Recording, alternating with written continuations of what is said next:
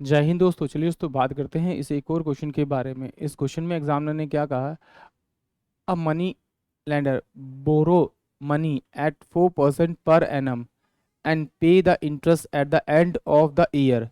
He lends it at 6% per annum compounding interest half yearly and receive the interest at the end of the year. In this way, he gain 104.50 a year. The amount of the money he borrow is, यानी कि examiner ने क्या कहा, उसके पास कुछ amount था जो कि उसने उधार लिया 4% में किसी से, और उसको 6% इंटरेस्ट पे दे दिया, कंपाउंडेड हाफ ईयरली। तो एग्जामिनर पूछ रहा है कि जो उसको प्रॉफिट हुआ वो 104 रुपये 50 पैसे का प्रॉफिट हुआ। तो एग्जामिनर पूछ रहा है कि वो अमाउंट कितना था। चलिए इस क्वेश्चन को जरा देखते हैं। देखिए, माना कि मेरे पास जो अमाउंट था वो अमाउंट था 100 रुपये। जब वो 100 रुपये अमाउंट था तो अमाउंट का जो इंटरेस्ट आएगा वो 4% पे पहले ईयर का आएगा, क्योंकि उसे वापिस जब अमाउंट करेगा तो प्लस इंटरेस्ट प्लस का अमाउंट वापस करना पड़ेगा। और यहाँ पर ईयर नहीं दिया तो मानेंगे कि वो एक ईयर के लिए दिया। तो एक ईयर का सिंपल इंटरेस्ट और कंपाउंड इंटरेस्ट दोनों बराबर होते हैं, तो मैं इसका डायरेक्टली 4% निकाल लेता हूँ इस 100 रुपये का। यानी कि 4 बाय में 100 करूँगा, 4 बाय में 100 करूँगा तो मेरे पास जो इंटरेस्ट आएगा वो क्या आएगा, आपका 4 रुपीज़ आएगा। यानी कि उसने जो इंटरेस्ट दिया होगा वो 4 रुपीज़ दिया होगा। अब उसने वही 100 रुपये अपने ना कंपाउंड इंटरेस्ट पे 6% के लिए चढ़ा दिए और हाफ ईयरली चढ़ा दिए। तो जब हाफ ईयरली की बात होगी तो ईयर को हम लोग क्या करते हैं, 2 पार्ट में डिवाइड कर लेते हैं, क्योंकि जो ईयरली होता है उसमें एक साल यानी 12 महीने को हम ईयर मानते हैं, और हाफ ईयरली में क्या मानते हैं हम, 12 महीने को ईयर नहीं मानते, हम 6 महीने को ईयर मानते हैं। तो यानी कि 6 और 6 12, यानी कि मेरे पास कितने हो जाएंगे, अब 2 ईयर हो जाएंगे, पहला और दूसरा। और जो रेट ऑफ इंटरेस्ट होगी वो क्या हो जाएगी, मेरी हाफ हो जाएगी। तो यानी कि 3%, तो 3% वो यहाँ देगा और 3% यहाँ देगा कंपाउंडली। तो इसका 3% निकालूंगा तो 3 रुपये मेरा यहाँ आएगा, इसका 3% निकालूंगा तो 3 रुपये मेरा यहाँ आएगा। ये उसने क्या दिया, ये इंटरेस्ट दिया। अब इस 3 रुपये का यहाँ पर आएगा, तो 3 रुपये का जब सोल्व करूंगा तो ये 0.09 रुपीज़ मेरे यहाँ पर आ जाएंगे।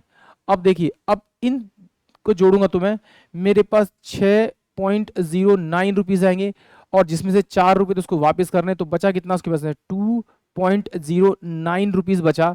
जबकि एग्जामिनर कह रहा है वो अमाउंट जो है वो कितना है, 1045। इसको मैं इधर भेज देता हूँ तो ये 20.9 हो जाएगा, और ये कितना हो जाएगा 1045। तो इसको मैं किस नंबर से मल्टीप्लाई करूँ, इसको सॉरी इस वाले को 20.9 को मैं किस नंबर से मल्टीप्लाई करूँ ये वैल्यू बन जाए।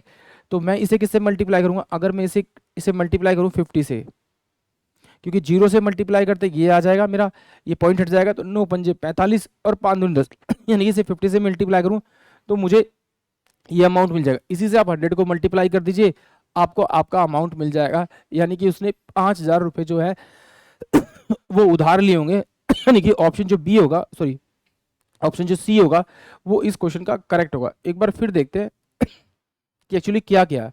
उसने कहा कि उसने ना कुछ अमाउंट ना 4% पे उधार लिया, माना कि 100 रुपये लिया, तो 4% निकालेंगे तो उसका कितना 4 रुपये आएगा। आप कंपाउंड निकाल लिए फर्स्ट ईयर का या फिर सिंपल निकाल लिए, दोनों बराबर होते, तो मैंने इसका सिंपल इंटरेस्ट ही निकाल लिया 4% का 1 ईयर का, तो 4 रुपये से वापिस करने होंगे। बट जो अमाउंट उसने लिया वो अमाउंट उसने 6% पे कंपाउंड इंटरेस्ट पे किसी और को दे दिया। बट जो उससे इंटरेस्ट लिया वो कंपाउंडेड हाफ ईयरली लिया, और कंपाउंडेड हाफ ईयरली क्या होता है, जो ईयरली होता है उसमें 12 महीने को हम साल कंसिडर करते हैं, और जो हाफ ईयरली होता है उसमें 6 मंथ को हम क्या करते हैं, ईयर कंसिडर करते हैं। तो एक साल के अंदर कितने कितने साल हो गए मेरे पास में, 6 6 महीने के 2, तो 6 महीने के 2 2 साल हो गए, यानी पहला साल दूसरा साल। तो उस केस में क्या होगा, रेट ऑफ इंटरेस्ट अगर ईयरली दे रखी है तो उसको हाफ ईयरली बनाने के लिए क्या करेंगे, उसे 2 से डिवाइड कर देंगे, यानी हाफ कर देंगे। तो ये हाफ कर दिया, तो ये इसका 3% निकाल, तो इसने 3 रुपये यहाँ पे इंटरेस्ट दिया होगा, फिर 3 रुपये सेकंड ईयर दिया होगा।